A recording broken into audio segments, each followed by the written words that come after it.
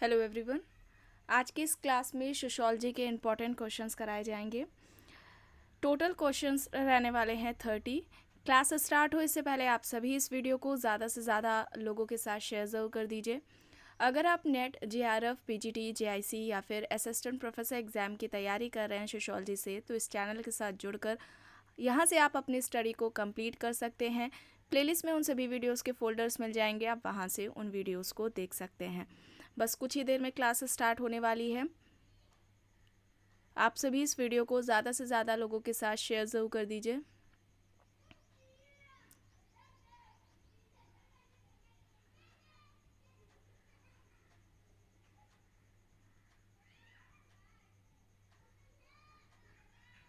Okay, यहाँ तक हो गया था।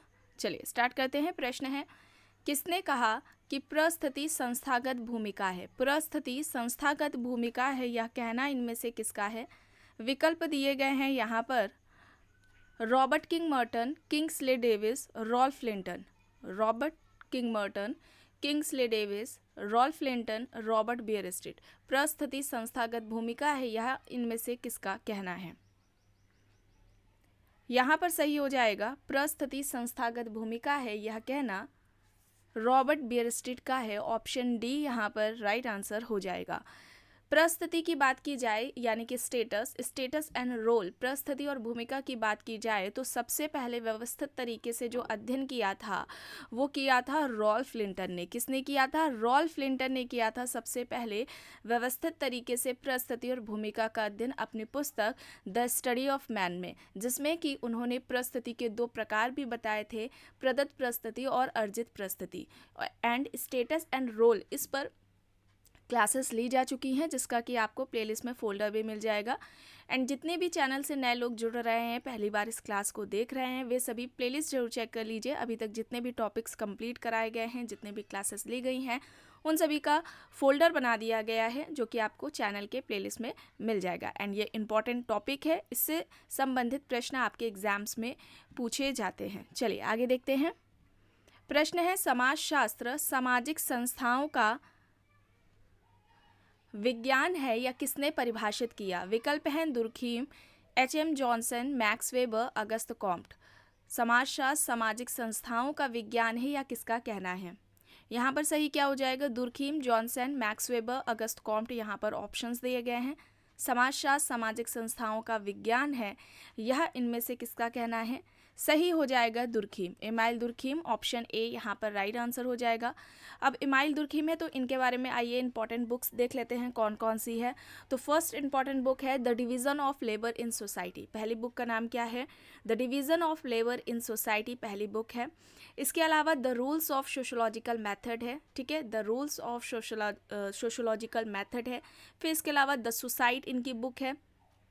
फिर एक और इम्पॉर्टेंट बुक है the elementary forms of religious life. इस बुक में इन्होंने धर्म का सामाजिक सिद्धांत दिया था। तो जितनी भी बुक्स आपको अभी बताई गई हैं इंपॉर्टेंट है, इन्हें याद कर लीजिएगा। एंड सोशियोलॉजी के इंपॉर्टेंट बुक्स पर पहले ही क्लासेस ली जा चुकी है, जो कि बहुत ज़्यादा हैं बुक्स, ठीक है, एंड इम्पॉर्टेंट भी है, वो एग्जाम्स में पूछी भी जाती है। तो अभी आपके पास समय है, थोड़ी थोड़ी करके आप लोग डेली याद कर लीजिए। चलिए आगे देखते हैं। प्रश्न है, यह तर्क किसका है कि समाज का उद्गम जीवन की भौतिक परिस्थितियां हैं? ऑप्शंस दिए गए हैं Auguste Comte, Karl Marx, Max Weber, Parsons. यह इनमें से किसका कहना है कि समाज का उद्गम जीवन की भौतिक परिस्थितियां हैं? Auguste Comte, Karl Marx, Max Weber, Parsons. यहाँ पर ऑप्शंस दिए गए हैं। सही क्या हो जाएगा?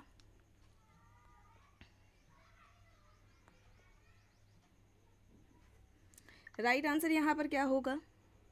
कार्ल मार्क्स होगा। ऑप्शन बी यहाँ पर राइट आंसर हो जाएगा। नेक्स्ट है, किसने जनजाति को समान संस्कृति वाले जनसमूह के रूप में परिभाषित किया है? Malinowski, Kroeber, R Brown, Ruth Benedict. यहाँ पर ऑप्शंस दिए गए हैं।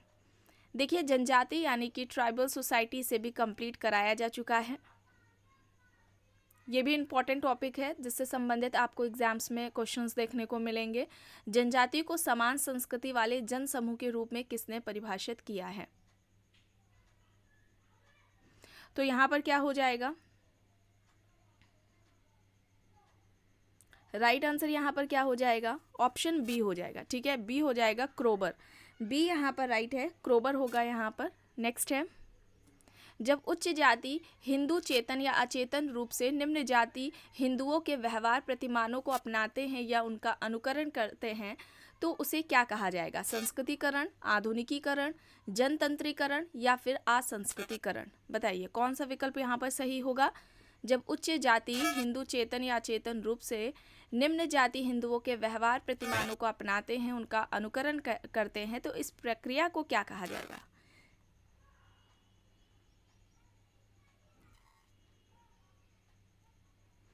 तो यहाँ पर क्या हो जाएगा?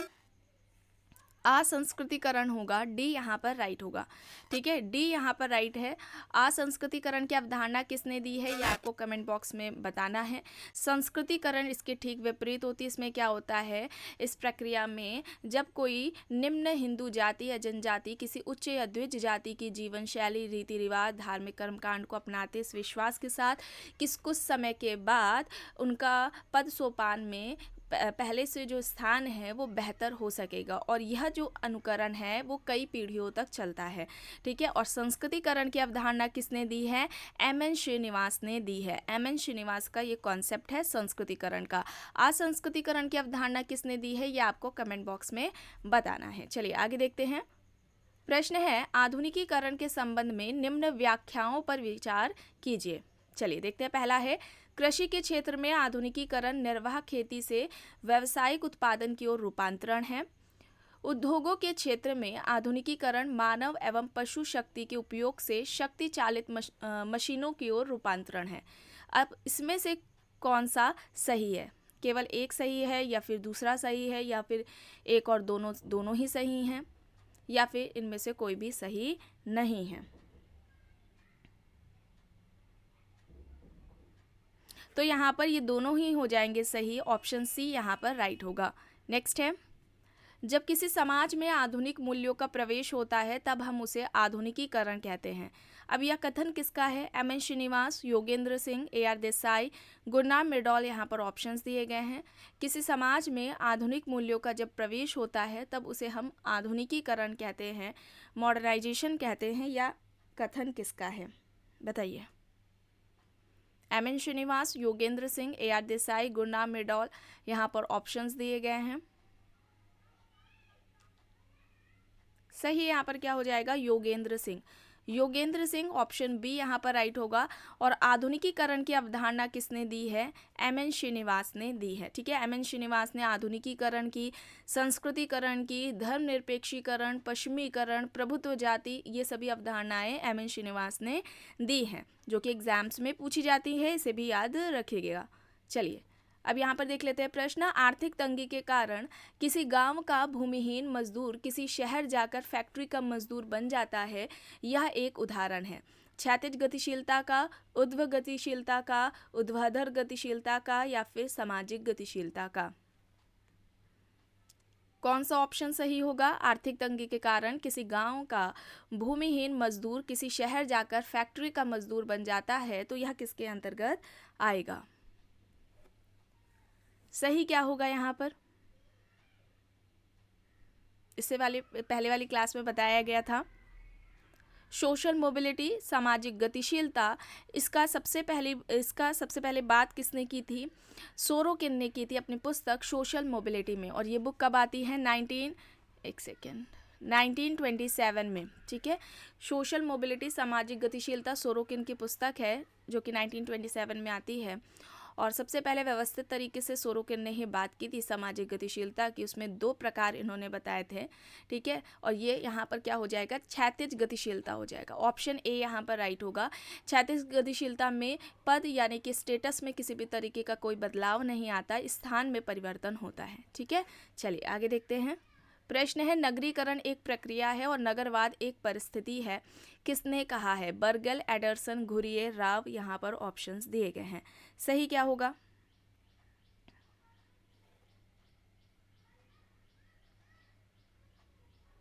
राइट आंसर क्या होगा?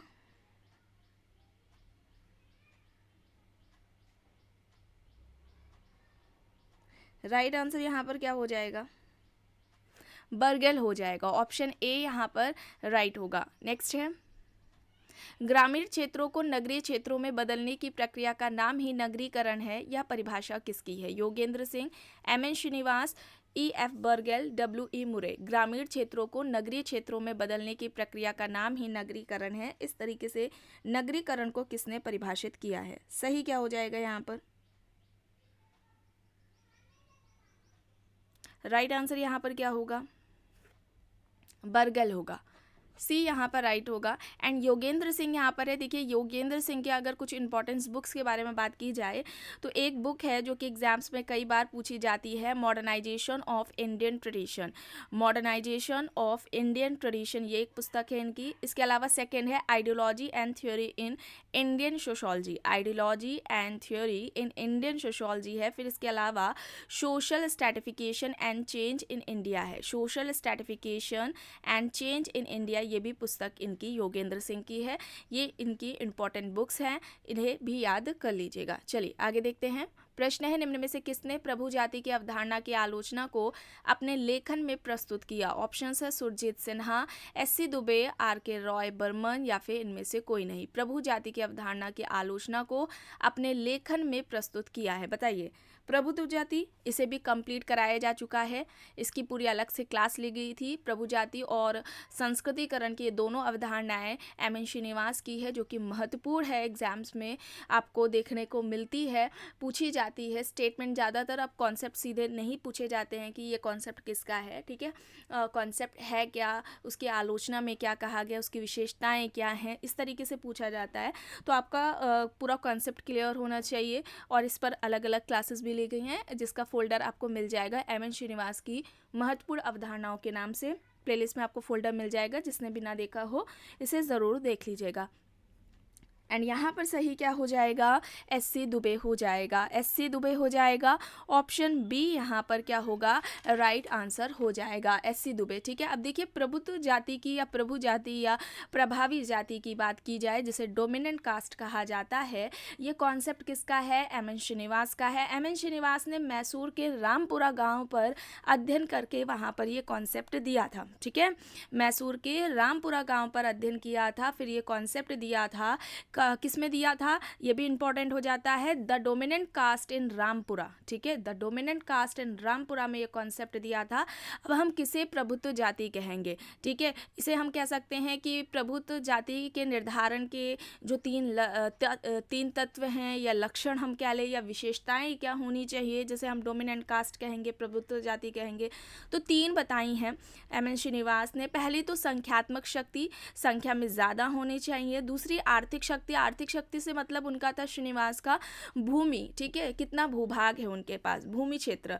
और राजनीतिक शक्ति है, कितनी अन्य जातियों पर वो प्रभुत्व रखती है। तो ये तीन, संख्यात्मक शक्ति, आर्थिक शक्ति और राजनीतिक शक्ति, ये तीन लक्षण या विशेषताएं थी जो कि एम.एन. श्रीनिवास ने प्रभुत्व जाति की बताई थी। ये जिसके पास होगा किसी भी जाति में ये तीन होंगे तो उसे हम क्या कहेंगे? डोमिनेंट कास्ट कहेंगे, या एम.एन. श्रीनिवास का कहना था। तो उसकी ही आलोचना में एस.सी. दुबे यानी कि श्यामा चरण दुबे का कहना था कि प्रभुत्व जाति नहीं हो सकती है। इसके विकल्प में एस.सी. दुबे ने इसके विकल्प में प्रभुत्व व्यक्ति की अवधारणा दी थी, ठीक है। चलिए आगे चलते हैं। प्रश्न है, किसने कहा है कि सामाजिक विघटन वह प्रक्रिया है जिसके द्वारा एक समूह के सदस्यों के बीच संबंध टूट जाते हैं या फिर समाप्त हो जाते हैं? अब देखिए सोशल ऑर्गेनाइजेशन की बात हो रही है, इसे भी कंप्लीट कराया जा चुका है, जिसका आपको प्लेलिस्ट में फोल्डर मिल जाएगा। अब सोशल डिसऑर्गेनाइजेशन की बात की जाए, सामाजिक विघटन की, तो इसके तीन प्रकार होते हैं, ठीक है, तीन प्रकार होते हैं। पहला हो जाएगा वैयक्तिक विघटन, ठीक है, पहला क्या होगा? वैयक्तिक विघटन है। दूसरा सामूहिक विघटन है, ठीक है, दूसरा सामूहिक विघटन, और तीसरा संस्थात्मक विघटन है। और यहाँ पर सही क्या हो जाएगा? इलियट एंड मैरल हो जाएगा। इलियट एंड मैरल, ऑप्शन डी यहाँ पर राइट आंसर होगा। चलिए आगे चलते हैं। अब देखिए यहाँ पर प्रश्न है, पूंजीवाद का विकास और विस्तार ही वैश्वीकरण है। वैश्वीकरण यानी कि भूमंडलीकरण जिसे कहा जाता है, ग्लोबलाइजेशन, पूंजीवाद का विकास और विस्तार ही वैश्वीकरण है, यह तर्क किसका है? ऑप्शंस देख लेते हैं, Anthony Wallace, Anthony Giddens, Dipankar Gupta या फिर वॉलस्टीन। यहाँ पर सही क्या हो जाएगा? Anthony Wallace, Anthony Giddens, Dipankar Gupta, Wallerstein, यहाँ पर ऑप्शंस दिए गए हैं। सही क्या हो जाएगा? सही यहाँ पर क्या हो जाएगा बताइए? राइट आंसर यहाँ पर वॉलस्टीन हो जाएगा, वॉलस्टीन, ऑप्शन डी यहाँ पर राइट होगा। नेक्स्ट है, सामाजिक नियंत्रण के दो प्रकार प्रत्यक्ष और अप्रत्यक्ष किसने दिए हैं? इसे एम यंग कर लीजिए, ठीक है। Michael young, Kimball young, Sutherland या फिर कॉल मैनहीम। सोशल कंट्रोल, इसे भी कंप्लीट कराया जा चुका है। सामाजिक नियंत्रण की सबसे पहले व्यवस्थित तरीके से अध्ययन किसने किया था? ये कॉन्सेप्ट किसका है सोशल कंट्रोल का? E.A. रॉस का है। किसका है? E.A. रॉस का है। इन्होंने ही सबसे पहले अध्ययन किया था सामाजिक नियंत्रण का, जिसे अपनी पुस्तक जिस बुक में इन्होंने ये कॉन्सेप्ट दिया है, बुक का नाम भी सोशल कंट्रोल है, जो कि 1901 में आती है ये पुस्तक, याद रखिएगा, इन्हीं की है। प्रत्यक्ष और अप्रत्यक्ष सामाजिक नियंत्रण की बात किसने की है? कॉल मैनहीम, ठीक है, कॉल मैनहीम हो जाएगा, डी यहाँ पर राइट होगा।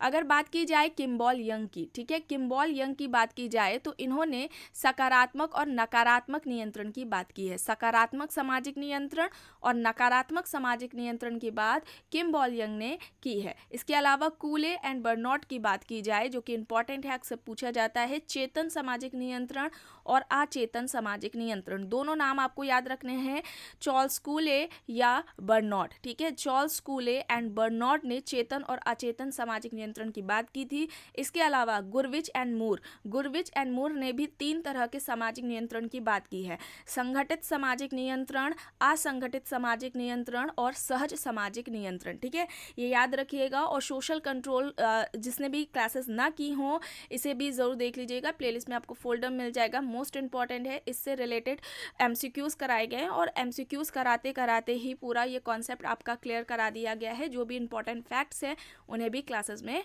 बताया गया है। चलिए आगे देखते हैं। प्रश्न है, किसने कृषक समाज का वर्गीकरण संक्रमणशील कृषक समाज व स्थायी कृषक समाज में किया है? Robert park, Robert Redfield, G.S. Ghurye, Harold J. पीके यहाँ पर ऑप्शंस दिए गए हैं। कृषक समाज, पीजन सोसाइटी, इस पर भी पूरी क्लासेस ली जा चुकी हैं। कृषक समाज का वर्गीकरण संक्रमणशील कृषक समाज व स्थायी कृषक समाज में इनमें से किसने किया है? Robert park, Robert Redfield, G.S. Ghurye, Harold J. पीके यहाँ पर ऑप्शंस हैं। सही क्या हो जाएगा? सही यहाँ पर हो जाएगा हेरोल्ड J. पीके, ऑप्शन डी यहाँ पर राइट होगा। प्रश्न है, निम्न में से किसने कृषक जातियों को पिछड़ी जातियों के रूप में माना? कृषक जाति को पिछड़ी जाति कहा किसने है? Andre Beteille, M.N. Srinivas, KL Sharma, G.S. Ghurye यहाँ पर ऑप्शंस दिए गए हैं। प्रश्न ध्यान से देखिएगा, कृषक जाति की बात हो रही है, जनजाति की बात नहीं हो रही है कि जनजाति को किसने पिछड़े हिंदू कहा है, ये प्रश्न नहीं है। कृषक जातियों को पिछड़ी जाति किसने कहा है? तो यहाँ पर हो जाएगा आंद्रे बेते, ठीक है, आंद्रे बेते हो जाएगा, ऑप्शन ए यहाँ पर राइट हो जाएगा। आंद्रे बेते ने कृषक जातियों को मिश्रित समाज कहा था, ठीक है, कृषक समाज को, ठीक है, कृषक समाज को मिश्रित समाज कहा था। और इनकी इससे संबंधित एक पुस्तक है 6 Essays in Comparative Sociology, 6 Essays in Comparative Sociology इनकी पुस्तक है, ठीक है। तो ऑप्शन ए हो जाएगा यहाँ पर सही। प्रश्न है, किसके अनुसार युद्ध मनुष्य के मानवीय संघर्ष का सबसे अधिक हिंसात्मक रूप है? युद्ध मनुष्य के मानवीय संघर्ष का सबसे अधिक हिंसात्मक रूप है, यह किसका तर्क है? विकल्प हैं Hegel, Karl Marx, William J Goode, Kimball Young. Hegel, Karl Marx, William J Goode, Kimball young यहाँ पर ऑप्शंस दिए गए हैं।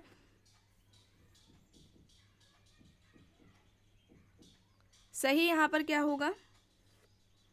किम्बॉल यंग होगा, किम्बॉल यंग, ऑप्शन डी यहाँ पर सही हो जाएगा। प्रश्न है, एक निश्चित सामाजिक आवश्यकताओं की पूर्ति हेतु निर्मित भूमिकाओं एवं परिस्थितियों के पुंज के रूप में संस्था को किसने परिभाषित किया है? MacIver, Kingsley Davis, Sumner, A.G. Frank.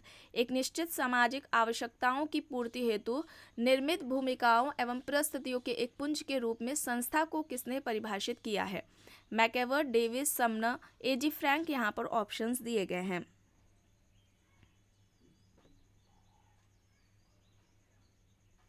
Right answer यहाँ पर किंग्सले डेविस हो जाएगा, ऑप्शन बी यहाँ पर राइट होगा। और इनकी एक पुस्तक है मानव समाज, ह्यूमन सोसाइटी इनकी पुस्तक है, जो कि इंपॉर्टेंट है, एग्जाम में पूछी जाती है। इसके अलावा इन्होंने जितना भी अध्ययन किया है, ठीक है, उसमें अपना जो पर्सपेक्टिव का यूज़ किया है वो कौन सा परिप्रेक्ष्य है, संरचनात्मक प्रकार्यात्मक, ठीक है, स्ट्रक्चरल फंक्शनलिज्म पर्सपेक्टिव का यूज़ किया अपने सभी अध्ययनों में।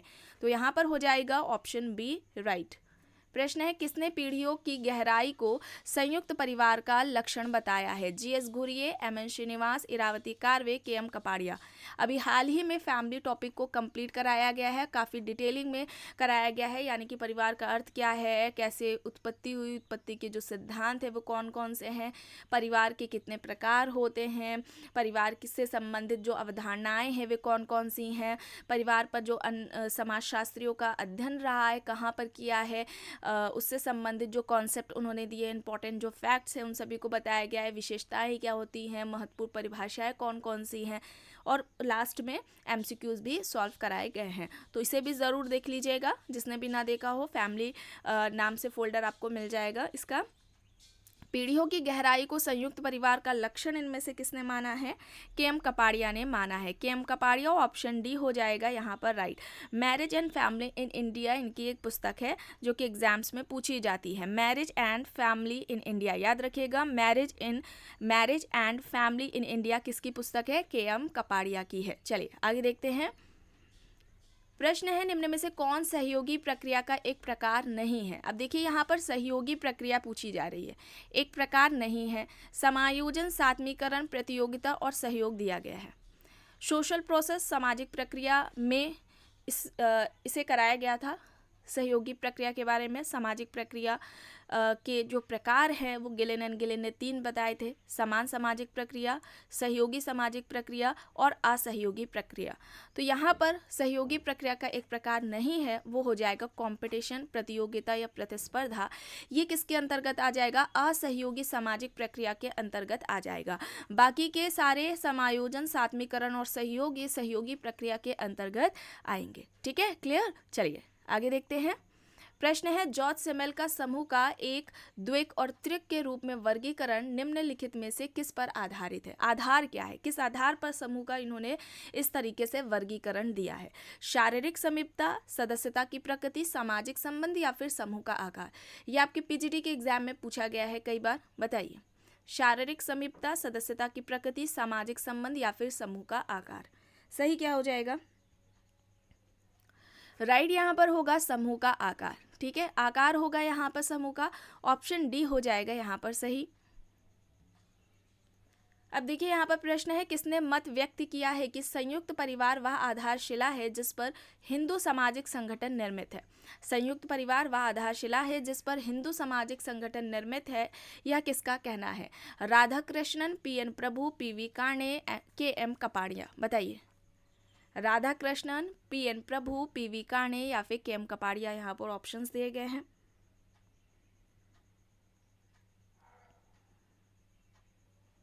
सही हो जाएगा पीएन प्रभु। पीएन प्रभु, ऑप्शन बी हो जाएगा यहाँ पर सही। प्रश्न है निम्न में से कौन समूहों को औपचारिक और अनौपचारिक श्रेणियों में वर्गीकृत करता है? Sorokin, Ogburn, Marx, Pareto. बताइए निम्न में से कौन समूहों को औपचारिक और अनौपचारिक श्रेणियों में वर्गीकृत करता है? सोरोकिन, ऑगमन, मार्क्स, पेरेटो, यहाँ पर ऑप्शंस है। सोशल ग्रुप, इसे भी कंप्लीट कराया जा चुका है।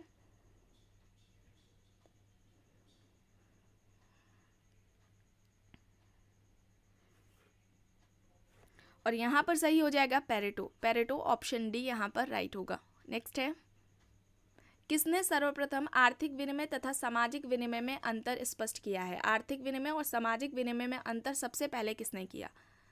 जेम्स फ्रेजर, पीटर ब्लाउ, जी होम्स या फिर मेलानोव्स्की? बताइए।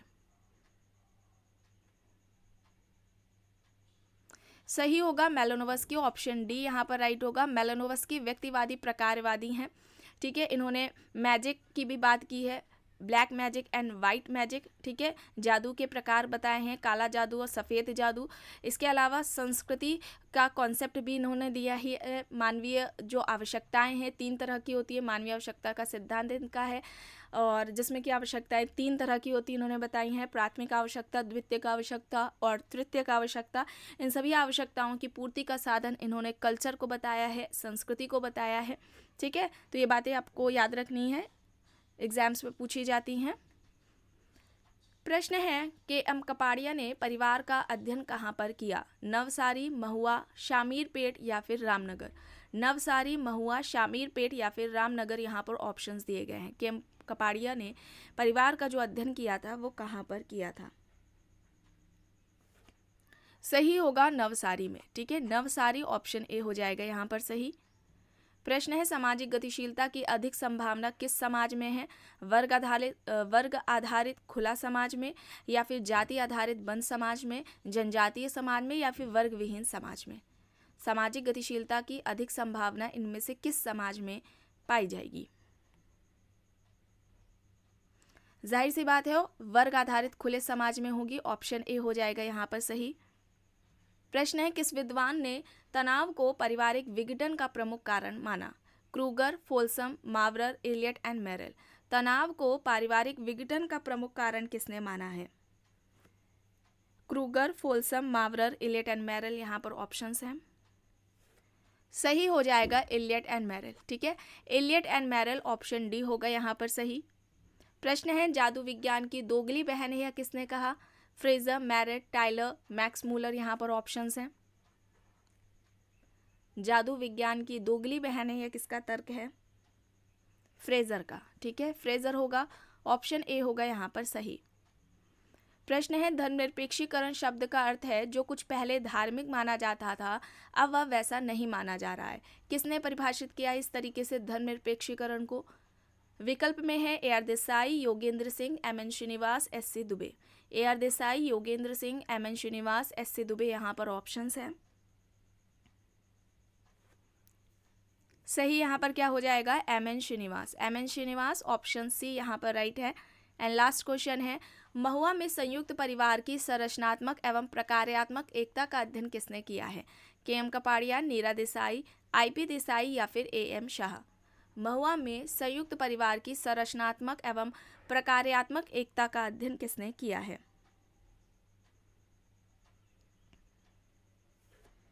सही हो जाएगा IP Desai. IP Desai, option C हो जाएगा यहाँ पर राइट। तो आज की क्लास में बस इतना ही। आई होप ये आपको पसंद आई होगी। अगर पसंद आई है तो प्लीज़ लाइक करिएगा, कमेंट करके ज़रूर बताइएगा। चैनल पर अगर आप नए हैं तो चैनल को भी ज़रूर सब्सक्राइब कर लीजिएगा एंड इस वीडियो को जितना हो सके ज़्यादा से ज़्यादा लोगों के साथ शेयर भी ज़रूर करिएगा। Thank you.